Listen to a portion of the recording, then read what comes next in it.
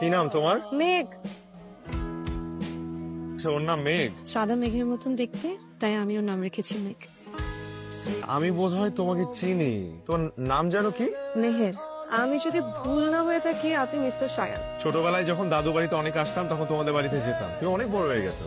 ঢাকা থেকে কবে আসলেন? আজ সকালে এসেই দাদির কবর জিয়ারত করলাম। তুমি কবুতর পালো? শুধু পালিয়ে না, আমি কবুতর ভালোবাসি। ছোট করে উপরে আসলেন কেন? তোমার কিন্তু অনেক ধৈর্য। এতগুলো কবুতর একাই দেখাশোনা করো। শখের জিনিসের প্রতি ধৈর্য এমনিতেই চলে আসে। শখের জিনিস তো সবারই থাকে, কিন্তু কয়জন পারে সেটা আগলে রাখতে? জানি না কতটুকু পারি। কেমন আছেন? ভালো। কি ব্যাপার, এমনি সময় তো অনেক পটর পটর করেন, এখন চুপচাপ কেন? এলাকার কাউকে চিনি না তো, আনইজি লাগছে। এলাকার কাউকে চেনেন না তো কি হয়েছে? আমাকে তো চেনেন। এত কবুতরের মাঝে তোমার প্রিয় জুটিকে দিয়ে দিচ্ছ কেন?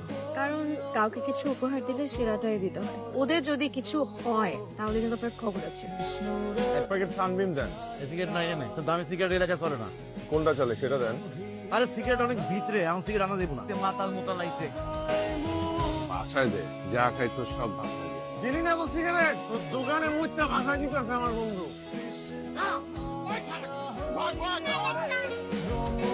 তুমি যেদিন আমাকে কবুতর জোড়া দিয়ে আমাকে বলেছিলে যে ওরা কষ্টে থাকলে তুমি ঠিকই টের পাবে, কারণ ওরা তোমার খুব প্রিয়, সেদিন আমি তোমার এই কথার মর্ম বুঝতে পারিনি। কিন্তু এখন আমি খুব ভালো করে বুঝতে পারছি যে প্রিয় মানুষ কষ্টে থাকলে কতটা কষ্ট পান। তার মানে আপনি বলতে চাচ্ছেন আমি একটা প্রিয়? শুধু প্রিয় না, প্রিয়ের চাইতেও বেশি কিছু। তোমাকে কিছু কথা বলতে চাই। আমি জানি না তোমাকে ঠিকঠাক মতো বোঝাতে পারবো কিনা, কিন্তু আমি এটা জানি যে তোমার সাথে পরিচয়ের আগে এবং পরিচয়ের পরে আমার জীবন পুরোপুরি আলাদা। তোমার সাথে পরিচয়ের পর আমি নিজের মধ্যে এক অন্য সায়ানকে আবিষ্কার করেছি। তোমার জন্য আমার মধ্যে এক অন্য ধরনের অনুভূতি কাজ করে। তোমাকে দেখলে আমার মনের ভেতরে একটা প্রশান্তি কাজ করে। তুমি আশপাশে থাকলে আমার চারিদিক বিশুদ্ধতায় ভরে যায়। টিপিক্যাল লাভারদের মতো তোমাকে বলবো না ভালোবাসি, কারণ আমি জানি তুমি অন্য সকল 8-10টা মেয়ের মতো। তোমাকে যদি ভালোবাসতে হয় তাহলে তোমার মতো করেই ভালোবাসতে হবে। তাই বলছি, আল্লাহকে করা আমার জীবনের শেষ দেয় পাশের জায়নামাজে আমি তোমাকে চাই। আমার মনের অনুভূতি এখন আমার কবুতরগুলোর মতো, যারা মুখ ফুটে বলতে পারে না ভালোবাসি।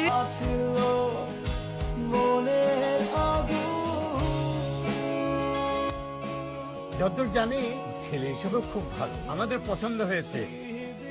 আলহামদুলিল্লাহ। আসসালামু আলাইকুম। তোর জন্য অপেক্ষা করতেছিলাম। আরে আমার জন্য অপেক্ষা করার কি আছে? তোমরা তো কথাবার্তা চালানি। এরপরে হেরে কেন? ওর সাথেই তো মেয়েদের বিয়ের কথা হচ্ছে। এই মেহেরের সাথে ওর বিয়ের কথাবার্তা? অসম্ভব। তুই কি করতেছ? আরে ওটা নেশাখোর পোলা। সেদিন নেশা করে আইসা আমার দোকানের সামনে আইসে, সিগারেট চাইছে, আমি সিগারেট দিই নাই, এই জন্য আমার দোকানের সামনে পেশাব করে দিছে। ও যত বড় বংশের পোলাই হোক, আমার ভাতিজিরে এরকম একটা নেশাখোর পোলা দেখিয়া ওর জীবনে কষ্ট করতে পারি না। তুমি এই বিয়া ভাইলে দাও।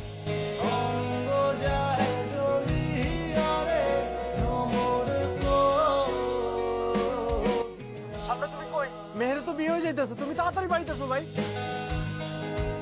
গাছতে দাও। আমার মেহেরের সাথে কথা আছে। কি করে ফেললাম?